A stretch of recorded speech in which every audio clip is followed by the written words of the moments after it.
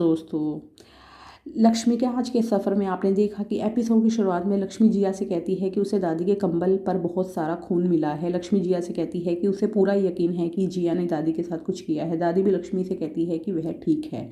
जिया लक्ष्मी से कहती है कि वह जानती है कि लक्ष्मी यह सब इसलिए कर रही है ताकि वह जिया को घर से निकाल सके। जिया कहती है कि वह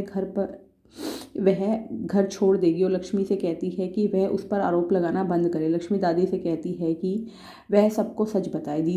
दादी लक्ष्मी से कहती है कि वह बिल्कुल ठीक है और कहती है कि लक्ष्मी शायद सपना देख रही है। लक्ष्मी के कमरे से जाने के बाद क्रिश और जिया को दादी के कमरे में खून के धब्बे साफ करते हुए दिखाया जाता है।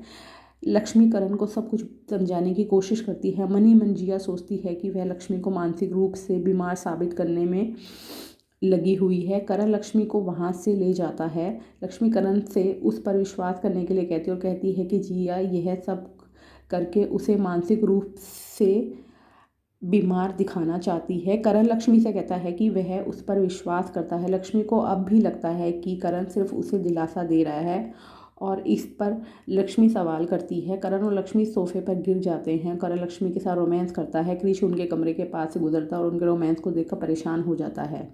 क्रिश जिया के पास जाकर शिकायत करता है कि उसकी योजना काम नहीं कर रही है। वह कहता है कि उसने लक्ष्मी को मानसिक रूप से बीमार दिखाने की योजना बनाई थी ताकि करण उससे दूर हो जाए, लेकिन इसके बजाय करण लक्ष्मी के साथ रोमांस कर रहा है। क्रिश जिया से पूछता है क्या वह ऐसा करने में असमर्थ है और चेतावनी देता है कि वह उसे घर से निकाल देगा। जिया क्रिश से कहती है कि वह उसके बारे में सच्चाई सबके सामने उजागर कर सकती है और किसी भी समय उसके सिर से यह छत छीन सकती है और वह उसे चेतावनी देती है कि वह फिर कभी उसे बदतमीजी से बात ना करे।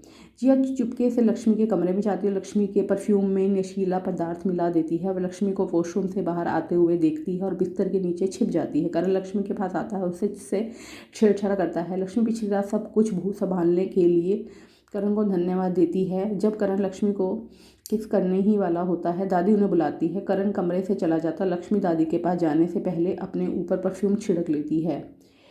भवानी दादी से पूछती है कि क्या वह अभी भी उसे नाराज़ है। दादी भवानी से कहती है कि करण ने भले ही उसे माफ़ कर दिया है, लेकिन भवानी ने जो किया है उसके लिए वह उसे कभी माफ़ नहीं करेगी। दादी भवानी से कहती है कि वह क्रिश को बता दे कि उसे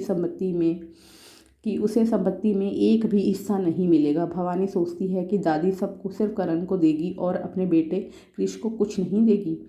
लक्ष्मी को चक्कर आ रहे होते हैं, फिर भी वह दादी के पास जाती है। दादी उसे सिंदूर की डिब्बी देती है और कहती है कि पुजारी ने दी है। दादी लक्ष्मी से कहती है कि वह करण से अपनी मांग में सिंदूर लगवाए। लक्ष्मी मान जाती है और चली जाती है। लक्ष्मी अपने कमरे में आती है जहाँ क्रिश को करण जैसी ही जैकेट